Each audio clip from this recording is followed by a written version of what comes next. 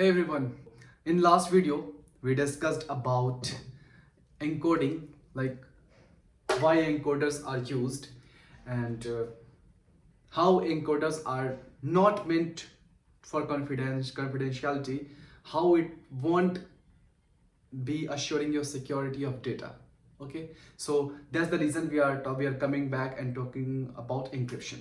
So let's talk about encryption. What encryption is? So since we discussed encoders lately, we'll take a reference of that and then hop on encryption.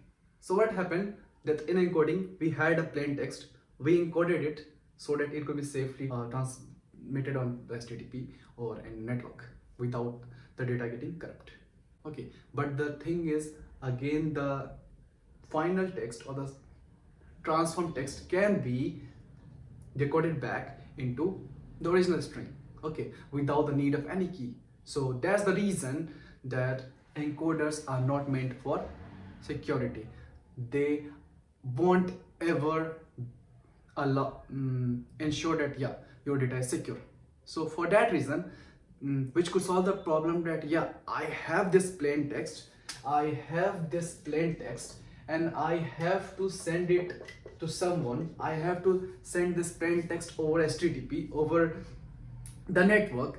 But if in any case there happens some man in the middle attack, or someone somehow gives the access of the data I'm transmitting, he should not know. He shouldn't be able to interpret what was being sent.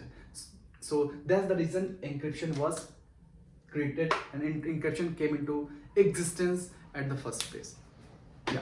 So let's talk about it. So say suppose that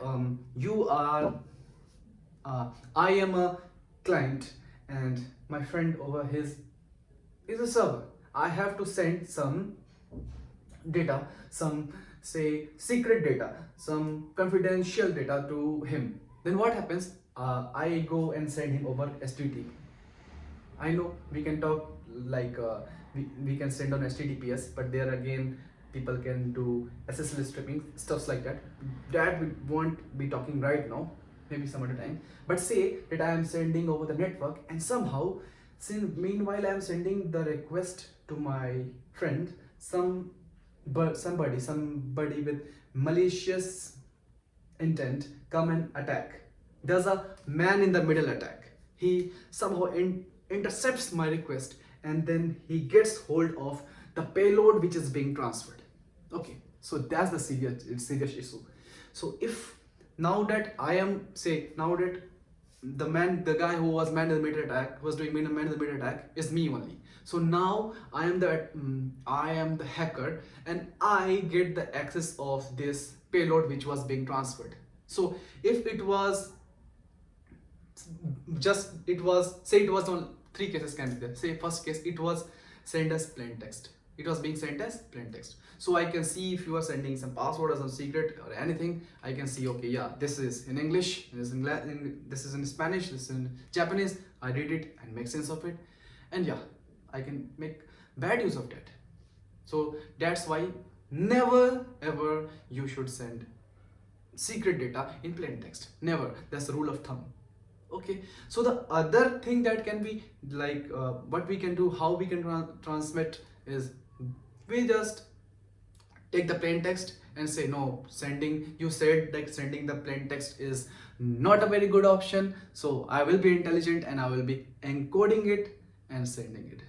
Then as I told last time as well, that encoders are not meant for security. So if you send it and I'm the hacker, I get the access of your encoded text, your transform text, I can use corresponding decoder. If you're using base64 for encoding your plain text, I will use base64 decoder. If you're using base32 encoder, I will use base32 decoder. And yes, then again I have got the plain text. Okay, so using plain text and encoding, both are just of equal danger.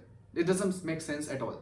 So in order to mitigate this scenario, what we had is encryption. Okay, so here what will we do? that, say suppose I have to send the plain text to my friend. Okay, so what I will do, I will encrypt it. By encryption, what we mean is we will transform this plain text into some other secret using a particular key. Okay, so what will we do, we will take this plain text, we will encrypt it, we will transform it into some other secret using a key. And I now that we have the secret, this can only be this can only be decrypted, this can only be made sense of by that person who has the key.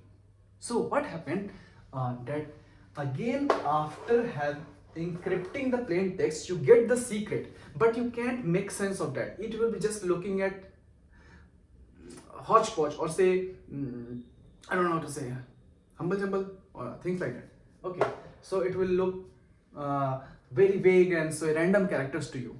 Okay, so if you have the key, then only you can interpret what's going on. So what happens, again I am here, my friend is there, I am sending some text to my friend, some secret text to my friend, but this time I have encrypted it using my key, using a key which I know and my friend knows. Only these two guys know. Okay, so what happens, that even if some hacker comes and does a man in the middle attack and somehow gets hold of the encrypted text, or say secret text, or say cipher text, then what will happen, he will just have this text, the secret with him, and he can't do anything. He will just see, oh my god, I don't know what is this. Okay, since why is that problem, because he didn't have the key which sender and receiver had. So hacker, even though he has the secret, he has the payload, he has the humble jumble data, he can't make sense of it. So it is safe to you. So that's why we use encryption. So encryption was born to ensure security, to ensure that your data stays confidential, even if somehow it gets in the hands of the attacker, somehow the network is being intercepted and someone gets a payload, someone does a man-in-the-middle attack. So if all they have is some vaguely looking characters, nothing else, that cannot be made sense of. So that's encryption. Okay, now we have talked about encryption. There are we will talk about examples. For example, in encoders we talked about 64, 32, stuff like that. In encryptions we also have stuff like AES, DES, and the most popular, of course, you must have heard, I'm 100% sure, RSA. Okay, so these all three are examples of RSA.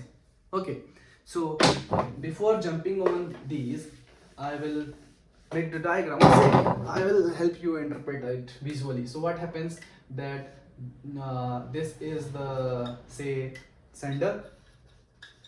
Okay, and this is receiver. Okay, and I have this plain text, my secret. Okay, and what I will do is I will encrypt it. I will say, do like this, I will use any encryption algorithm, maybe AES, DES, SRC, double fish, stuff like that, and encrypt it. And so now I don't have plain text with me that is going to be transmitted, rather I have the secret, or say cipher text. Okay, so it will look humble jumble, I don't know, gibberish is the word. I've been saying humble jumble all the time. Okay, so all we see is gibberish text. Okay, so now we have the secret which cannot be made sense of. It can be safely transmitted to the receiver. So here, if someone, even some man comes, some man in the middle attack is even happening, and then somehow this hacker, this attacker gets his hand on this cipher text, all he see will be gibberish text. He won't be able to decrypt it, he won't be able to make sense. Why? Because listen carefully, when this plain text was being converted to the secret text using this encryption algorithm, we had something called key. So this key the hacker won't have. This key the sender will have, and this key this receiver will have. This guy won't have the key, so he can take this ciphertext and be happy with it, but he cannot decrypt it. He cannot make sense of what secret was being transferred between this guy and this guy. So the key is the most important factor in encryption. What happened? Plain text with key, plain text with key and encryption algorithm got into some secret and then transformed into receiver. And now receiver will be able to decrypt it. Why? Because receiver and sender, they both have the key. Receiver and sender, they both have the key, so he can decrypt it and make sense of it. So the encryption is the guy who says that, hey, if you transmit the data using my algorithm and this key, I can say you are secure, which encoders cannot say. Okay, so now we knew about this diagram. After seeing this diagram, we know what encryption is, how it's being used.